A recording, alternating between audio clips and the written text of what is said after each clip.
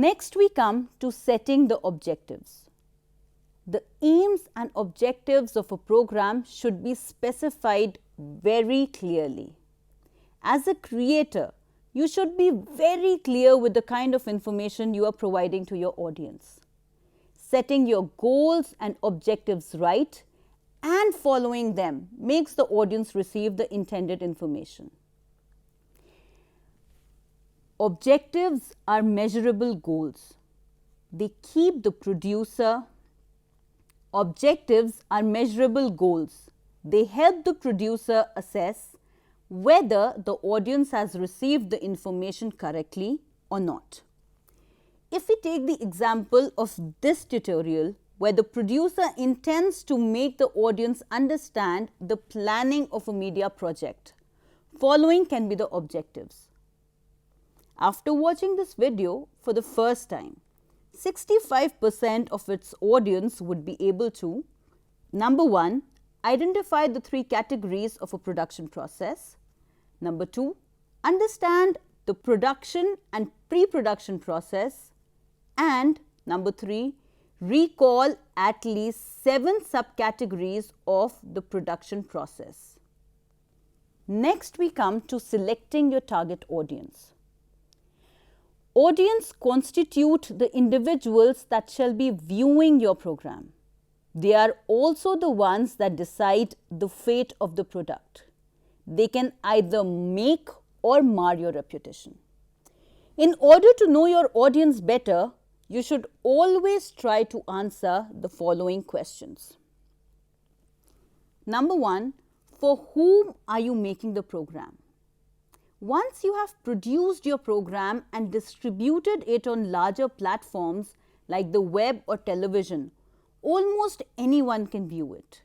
In spite of this, not everyone will be viewing it. So, while producing your media project, you need to be specific of the makeup of your audience. Try to divide your audience based on age, sex, socioeconomic group, education, location, etc. For example, age can be from 15 to 25, including both males and females, rural high economic group and urban low economic group who are literate. What is the decoding capacity of the audience? Here you assess the level and kind of information that needs to be given in your product. Will your audience be able to understand the content? Will you be able to maintain their interest and entertain them while dissipating this information? Does your audience need to know a specific language or be sharing some similar experiences in order to be able to understand the decoded information? Viewing system of the audience. You decide on your distribution channel based on the viewing system of the audience, whether it is mobile phone, a laptop, television set, etc. Whether this would more likely be watched solo or with a group, in a classroom or at home, or maybe a theatre or as a leisure activity while one is on a picnic or driving a car. Based on the above questions, the general makeup of the audience can be guessed. The treatment and content of the production can be decided based on this information. Remember, you can never know or see or meet your actual audience. Your audience is always a group of unseen individuals that you perceive. Next, I come to budget estimation. By now, you should be able to propose a rough estimate of your project. The treatment given and the kind of equipment used for your production is dependent on this subcategory. Please note that this is only an estimation and shall need to be improved at a later stage. Writing the concept note and treatment. The concept note should now be written with respect to the above mentioned points. Make it short, crisp and in lines with your objectives. a line in the concept note should clearly specify the medium and format of the media product. The concept note should indicate the genre, format, duration, and should be the gist of the entire project that you have envisioned. You must remember that the channel or the producer or the production house you will pitch this idea to gets innumerable concept notes on a regular basis. They may not even look up to your concept note if they are not intrigued by the first line itself. This is where the importance of the long line comes in.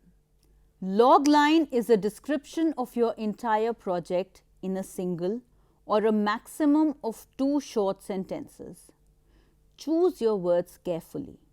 Write and rewrite your concept note and log line until you get the draft that would stir you up and compel you to invest your time, energy and money on.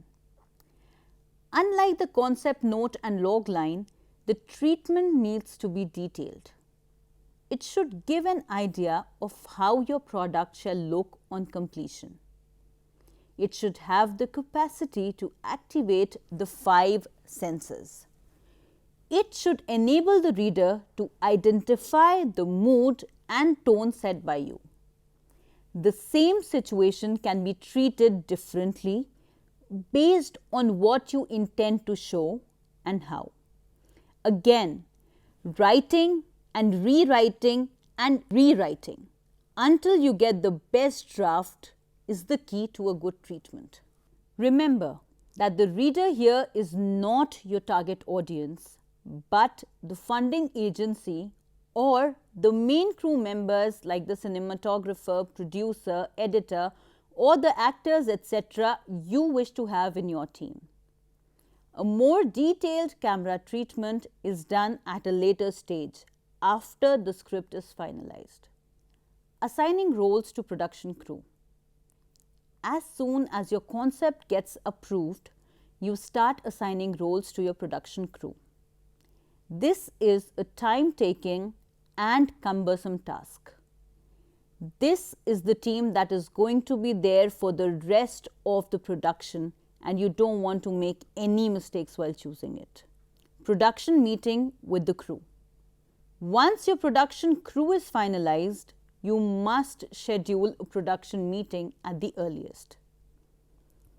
Production meetings must be held from time to time. In the initial meeting, all crew members, irrespective of their production area, must be called and be introduced to one another. All members should be familiarized with the concept and the intended treatment.